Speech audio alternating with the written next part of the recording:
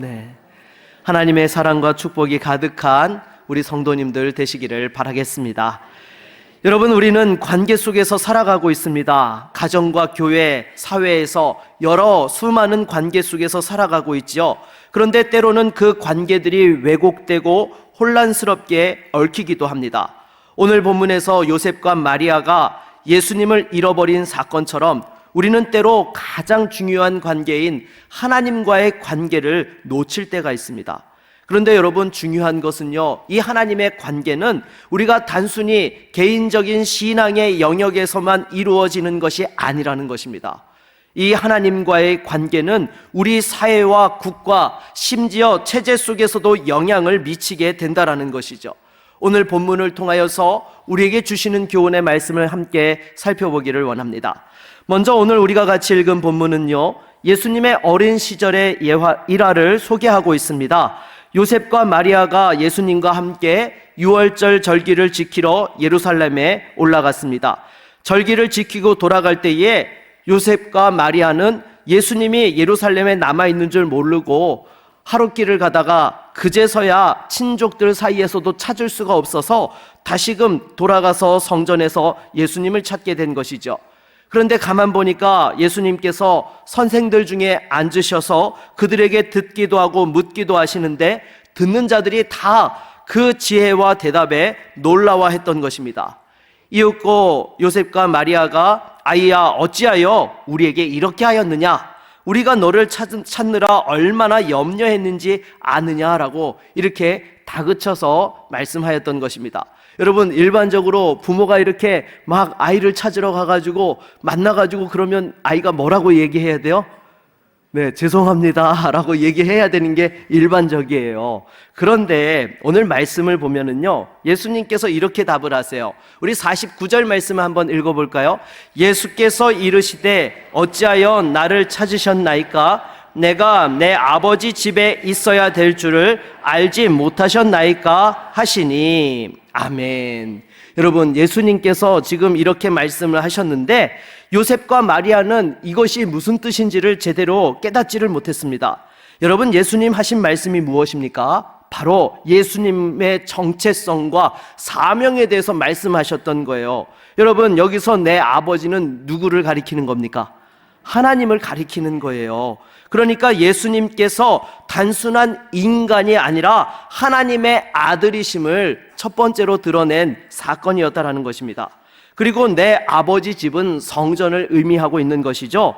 예수님께서는 하나님의 아들로서 이 하나님의 뜻을 따르고 순종하는 것이 사명이다라고 지금 요셉과 마리아에게 말씀하였던 것입니다. 이것은 곧 예수님께서 어린 시절부터 자신이 하나님의 아들인 것과 또 하나님의 뜻을 이루기 위하여 이 땅에 오셔서 살아간다라는 것을 분명하게 아셨던 것입니다. 그리고 무엇보다도 자신이 아버지 집에 있어야 된다라는 것은요, 그 예수님의 중심이 누구 중심이었다는 거예요? 하나님 중심이었다라는 것입니다. 그래서 여러분, 이 말씀을 우리에게 적용해 본다면 우리 삶에서도 항상 누가 중심이 돼야 돼요? 하나님이 중심이 되셔야 됩니다. 그래서 일상 속에서 늘 하나님의 뜻을 우선순위에 두고 우리의 시간과 재능을 하나님의 영광을 위해서 사용해야 되는 것이죠. 그런데 이와 같이 하나님 중심으로 살아가기 위해서는요, 내가 누구인지를 분명하게 깨달아야 되는 것입니다. 여러분, 내가 누구이고 무엇을 위해 살아야 하는지를 깨닫지 못하게 되면 어떻게 됩니까? 힘들고 어려운 일들이 올 때에 있어야 할 자리를 떠나버리게 되는 것입니다. 그러면 가정에서 더 큰 분란이 나고 또 일터에서 교회에서도 더 많은 어려움들이 있는 것이죠. 여러분, 아무리 힘들고 공격이 있어도요, 내가 있어야 될 자리를 꼭 알고 지킬 수 있는 우리 성도님들이 되시기를 바라겠습니다. 그러면 때가 되면 그 어려움들이 다 지나가고 나서 어떻게 돼요? 하나님이 예비하신 축복의 때가 오게 되는 것이죠. 약속의 땅 가나안에 들어갈 수 있게 되는 것입니다. 열심히 신앙생활을 하고 있는 집사님 가정이 있었습니다. 그런데 남편 집사님이 사업을 하다가 부도가 난 거예요. 가족들의 피해를 최소화하려고 부인 집사님과 위장 이혼을 했던 것입니다. 그런데 이 남편 집사님이 밖에 나가 있다가 그만 다른 여자와 바람이 난 거예요. 여러분, 이러면 돼요, 안 돼요? 안 돼요. 네, 남자분들은 가만히 계시고 우리 여자 집사님들만 아주 크게 대답하시는데요. 여러분, 법적으로 이혼했을지 몰라도 지금 부인 집사님은 분명하게 진짜 이혼에 합의했던 거예요? 그렇지 않아요. 지금 경제적으로 어려우니까 어쩔 수 없이 법적으로만 이렇게 처리했던 것이죠. 그런데 이렇게 남자 집사님이 홀로 떨어져 있다 보니까 그만 넘어지고 말았던 것입니다. 물론 나중에 다시금 돌아와서 가정이 회복되기는 했지만은요, 우리들도 이 세상을 살아가면서 때로 힘든 상황을 경험하다 보면 그 힘든 순간에 누가 역사해요? 마귀가 역사해요. 마귀가 와서 우리를 정말 이 혼란스럽게 하고 낙심케 하고 절망케 하는 것이죠.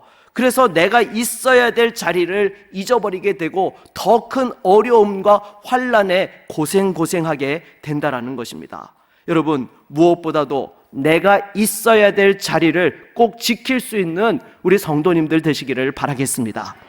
그래서 여러분, 예배도 마찬가지인 것입니다. 여러분, 예배는요 그냥 드리는 것이 아니죠. 하나님께서 우리에게 베푸신 그 은혜와 사랑에 감격하면서 또한 하나님 앞에 사모함으로 영광 돌리는 것이 우리의 예배라는 것이죠. 그러기에 무엇보다도 늘 하나님 앞에 나올 때마다 사모하는 마음으로 나오셔서 예배를 위하여 기도하며 그 하나님의 임재와 축복을 누릴 수 있기를 바라겠습니다. 다시 본문으로 돌아와서 이렇게 나사렛으로 돌아온 예수님께서요 51절 상반절을 보니까요, 우리 한번 같이 읽어볼까요?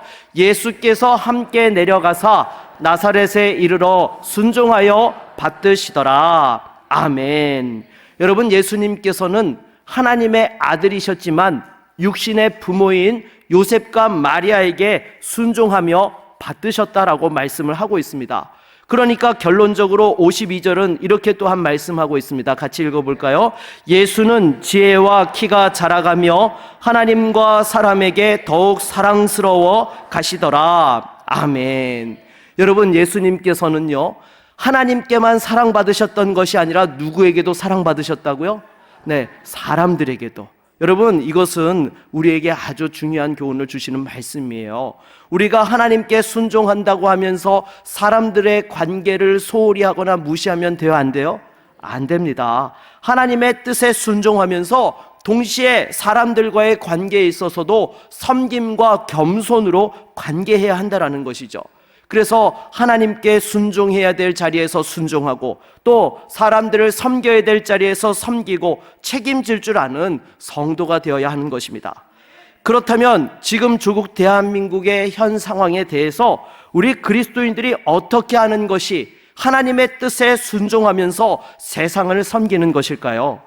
여러분, 지금 계엄으로 말미암아서 대통령 탄핵소추안이 발의되고 또 지난 주간에는 현직 대통령이 구속되는 사상 초유의 사건이 발생을 했습니다.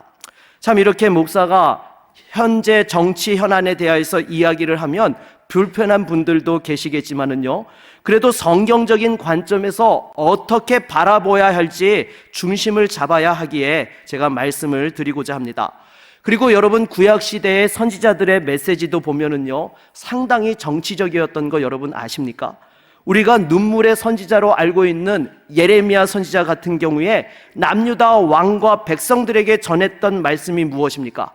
애굽과 손잡지 말고 바벨론에 복종하라, 이것이 하나님의 뜻이니라 라고 이렇게 전하였던 거예요. 여러분, 이보다 더 정치적인 메시지가 어디 있습니까? 그런데 여러분, 이걸 영적으로 보면 사실은 어떤 뜻이었어요? 그냥 단순히 바벨론에 복종하라는 이야기가 아니죠. 여러분, 남유다가 그 당시에 하나님을 제대로 섬겼습니까? 제대로 섬기지 않았습니까? 제대로 섬기지 않았어요. 우상을 같이 섬기며 타락해 있었던 것이죠. 그래서 하나님께서 여러 선지자들을 통하여서 말씀하시다가 도저히 안 되니까 징계를 내리기로 결정하시고 그 징계의 수단으로 바벨론을 사용하셨던 것입니다. 그러니까 바벨론에게 복종하라는 것은 하나님의 징계를 받아들이고 겸비하여서 다시 한번 하나님께 돌이키라는 영적 메시지가 담겨져 있었던 것이죠. 그렇다면 여러분, 지금 상황을 어떻게 바라봐야 할까요? 저는 지금 우리나라가 체제 전쟁 중이라고 봅니다. 미국을 중심으로 하는 자본주의 체제와 중국을 중심으로 하는 사회주의 체제에서 어떤 체제를 선택할 것이냐에 지금 전쟁을 벌이고 있다라는 것입니다. 여러분, 기본적으로 자본주의 체제는요, 개인의 사유재산권과 자유시장 경제의 원칙을 따라서 개인의 창의성과 자유를 최대한 보장해 주는 것입니다. 그래서 여러분, 우리가 마음껏 신앙생활하고 예배하며 신앙의 자유를 누릴 수 있는 것이죠. 그러나 여러분, 이 자본주의 체제가 무조건 좋기만 한 것은 아니죠. 약점이 있습니다. 이익에 대한 탐욕으로 양극화가 심화되고 소외된 사람들이 더 고통받게 된다는 거예요. 실제로 우리나라도 경제가 발전하면서 여러분, 양극화가 심해졌습니까? 덜해졌습니까? 심해졌어요. 제가 어릴 때 하고 지금 비교해 보면 잘 사는 사람하고 못 사는 사람의 차이가 너무 큽니다. 그래서 이런 면에서는 하나님께서 고아와 과부와 같이 소외된 이들을 돌보라고 하신 말씀에서 부족한 것이죠. 그리고 여러분, 성경은요, 돈을 사랑하는 것이 뭐라고 말씀하죠? 일만하게 뿌리라고 말씀을 하고 있습니다. 그래서 여러분, 자본주의 체제가 신앙의 자유에 도움이 되고 유익한 부분이 있지만 보완이 필요한 요소들도 있다라는 거예요. 그렇다면 여러분, 사회주의는 어떻습니까? 공공소유와 경제적 평등의 원칙에 따라서 경제적인 불평등을 해소해서 다 같이 더불어 잘 산다라는 그런 이상을 추구하는 이념인 것입니다. 그런데 문제는요, 개인의 자유를 제한하고 통제한다는 것입니다. 그리고 이보다 더 큰 근본적인 문제가 있는데, 이 사회주의 사상의 기반은 철저히 유물론이라는 거예요. 여러분, 이 유물론이라는 것이 무엇이냐? 물질을 모든 존재의 근원으로 본다라는 것입니다. 이것은요, 창조주 하나님을 근원으로 고백하는 우리 신앙과 본질적으로 충돌하는 것이죠. 유물론은 하나님의 존재를 부정하는 것입니다. 그러니까 이 유물론을 기반으로 하는 공산주의, 사회주의는 교회에 대해서 적대적인 모습을 보일 수밖에 없는 것이죠. 제가 대학 시절에 학교에서 선배 중 한 사람에게 복음을 전하려고 했습니다. 평상시 이렇게 대화를 하다 보면 잘 통하는 부분이 있어서 이 선배에게 꼭 복음을 전해야 되겠다, 전도해야 되겠다라고 이렇게 복음을 전했는데, 전도를 하다가 그만 선배와 논쟁이 붙은 것이었어요. 그래서 한참 논쟁을 하고 나서 선배가 마지막에 한마디 하더라고요. 나는 유물론자야. 여러분, 사실 이 유물론을 기반으로 하는 공산주의 사상은요, 성경에서 나왔습니다. 그래서 얼핏 보면 사도행전에 나오는 예루살렘 교회처럼 보이고요, 구약의 희년을 실현하는 것처럼 보입니다. 왜요? 여러분, 예루살렘 초대교회가 어떤 모습이 있었어요?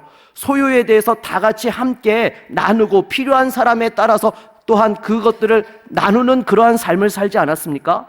그리고 희년이라는 것은 이렇게 어려움으로 인해서 자기가 가지고 있던 하나님이 주신 그 기업을 잃어버렸을 때 다시금 원위치로 돌려주어서 경제적인 불평등을 해소하는 것이 어떻게 보면 희년의 모습인 것입니다.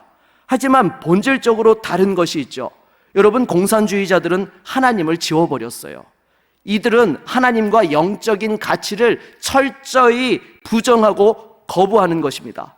그런데 이런 것을 잘 모르고 겉으로 드러나는 것만 보고 협조하다 보면 어떻게 됩니까? 북한교회 꼴이 난다라는 거예요. 여러분, 김일성 집안이 독실한 기독교 집안이었던 거 아시죠? 김일성의 부모님이 어떻게 결혼했습니까? 선교사님들이 중매를 해서 결혼을 했어요. 그러니까 여러분, 정말 신실하고 믿음이 좋으니까 그렇게 선교사님들이 정말 축복된 만남으로 이어주려고 했던 것이죠. 그러다 보니까 이 북한 정권이 수립될 초창기에 당시 북한교회 목사와 지도자들이 적극적으로 협조를 했다라는 것입니다. 그 중에 그 중심에 김일성의 작은 외할아버지였던 강양욱 목사가 이 조선 기독교 연맹을 만들어서 북한의 토지개혁에 적극적으로 협조를 했던 것입니다.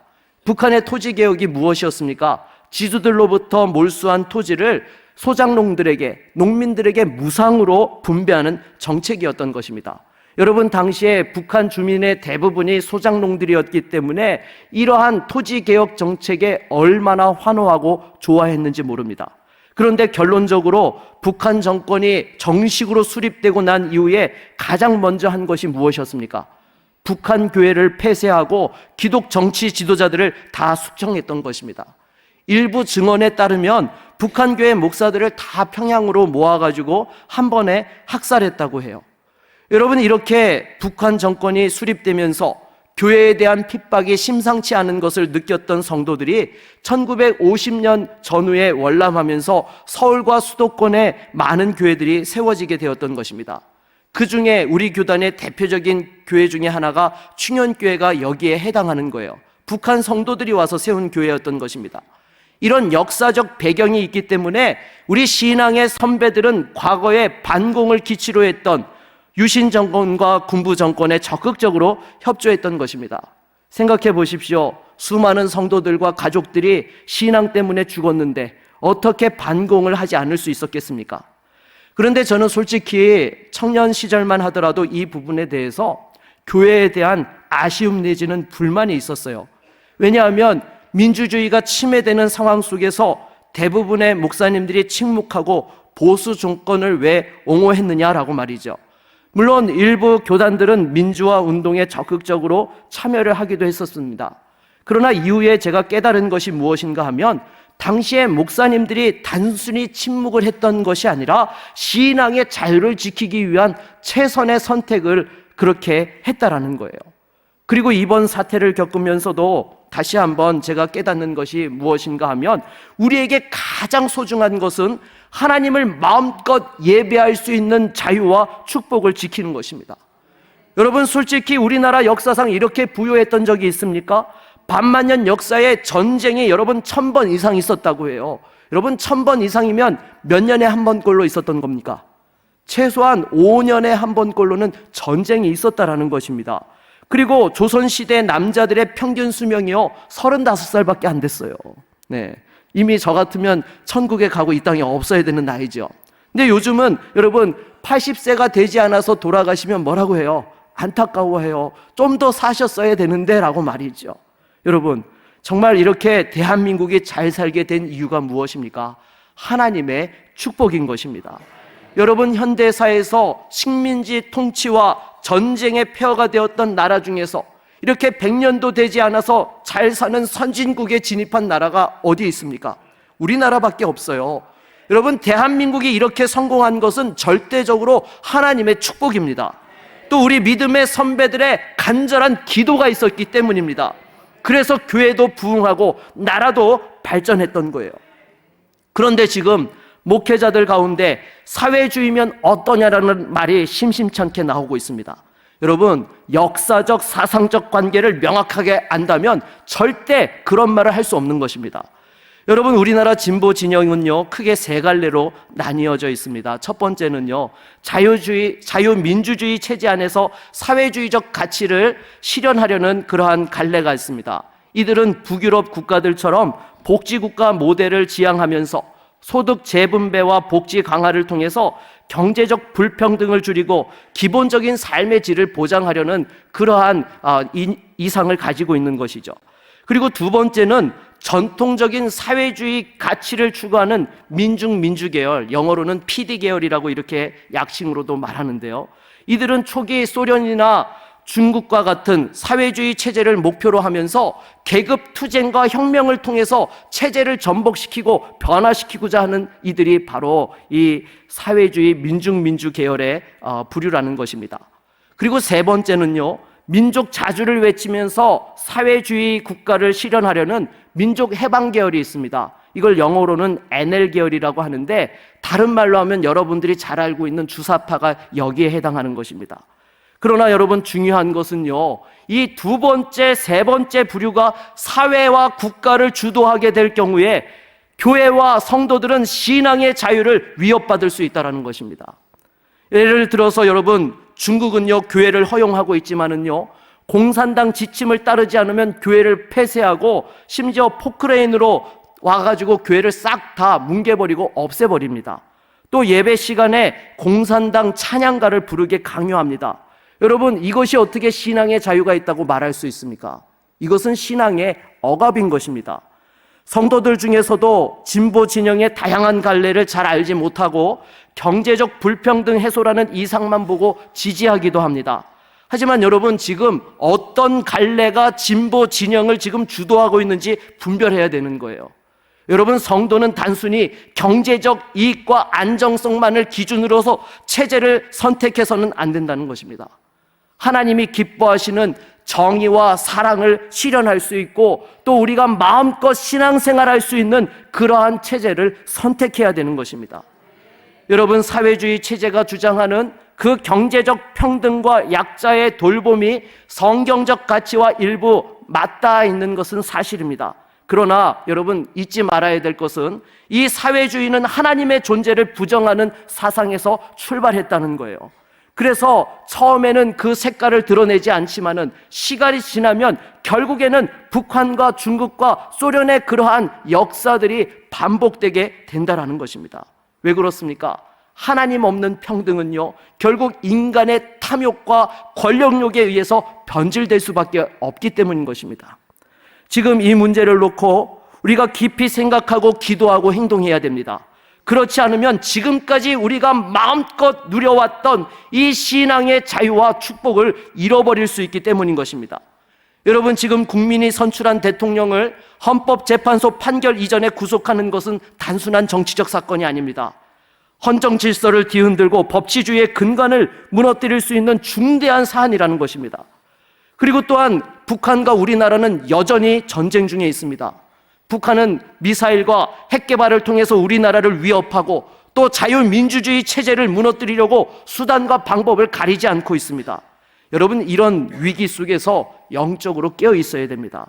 단순히 정치적 이슈에 휘둘리지 말고 어떤 체제가 우리의 신앙에 더 유익하며 또 하나님의 뜻을 이루어갈 수 있는지를 분별할 수 있어야 되는 것입니다. 여러분, 말씀을 맺도록 하겠습니다. 지금 우리나라는 절대적 위기 상황에 있습니다. 자신이 지지하는 정당이나 이념을 떠나서 어떤 체제가 신앙의 자유와 하나님 뜻을 실현할 수 있는지를 우리는 다시 깊이 생각해야 되는 것입니다. 단순한 경제적 이익이나 평등만을 기준으로 판단해서는 안 되는 것입니다. 여러분, 우리의 기준은요, 항상 어디에 있어야 돼요? 하나님께 있어야 돼요. 하나님 중심으로 이 세상을 바라보고 이 나라를 바라보며 체제를 바라볼 수 있어야 되는 것입니다. 특별히 우리는 자유민주주의 체제 안에서 지금까지 마음껏 신앙생활을 누리고 또 하나님께서 이 나라를 축복하셨다는 사실을 잊지 말아야 됩니다. 그러나 이 축복이 영원히 지속될 것이라고 안심해서는 안 되는 것입니다. 우리의 기도와 헌신 없이는 지금 누리는 이 축복과 신앙의 자유를 잃어버릴 수도 있기 때문인 것입니다. 그래서 여러분, 우리는 기도해야 됩니다. 지금 헌법재판소와 국가 지도자들이 하나님의 공의를 반영한 결정을 내릴 수 있도록 기도하고, 또 북한과 같은 외부의 위협 속에서도 하나님께서 이 나라를 지켜주시고 보호하여 주실 수 있도록, 또 하나님의 뜻에 따라서 신앙의 자유를 지켜갈 수 있도록 우리는 기도해야 되는 것입니다. 그리고 또한 우리 각자가 삶의 자리에서 신앙의 빛과 소금의 역할을 감당해야 되는 것입니다. 가정에서는 자녀들을 믿음으로 양육하고, 또 교회에서는 서로 사랑과 섬김으로 하나님의 영광을 나타내며, 또 사회에서는 약자를 돌아보고 하나님의 정의를 실천하는 삶을 살아가야 되는 것이죠. 하나님께서 우리의 기도와 헌신을 통해서 다시 한번 조국 대한민국이 이 위기를 잘 극복하고 쓰임받을 수 있도록 기도할 수 있기를 바라겠습니다. 그래서 무엇보다 세상을 변화시키는 믿음의 종들로서 또 하나님 앞에 쓰임받는 은혜가 있기를 주의 이름으로 축원합니다. 우리 한번 같이 찬양하고 말씀을 의지하여 기도하겠습니다.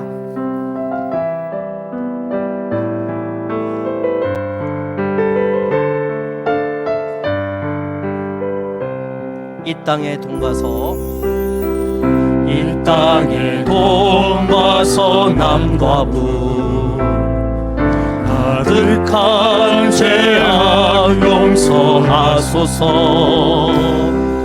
모든 우상들은 무너지고 주님만 높이는 나라 되게 하소서. 이 땅에 지친 이 땅에 지친 모든 영혼 주 예수 사랑 알게 하소서. 저들의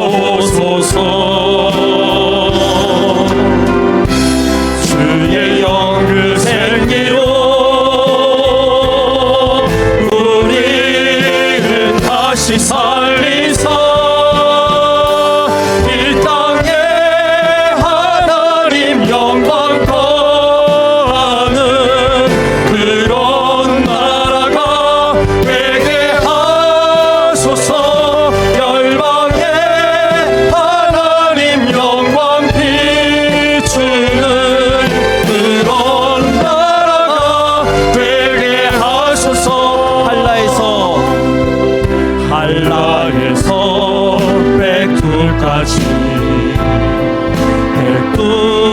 백두에서 땅의 끝까지 주님 오실 길을 예비하며 주님만 섬기는 나 되게 하소서.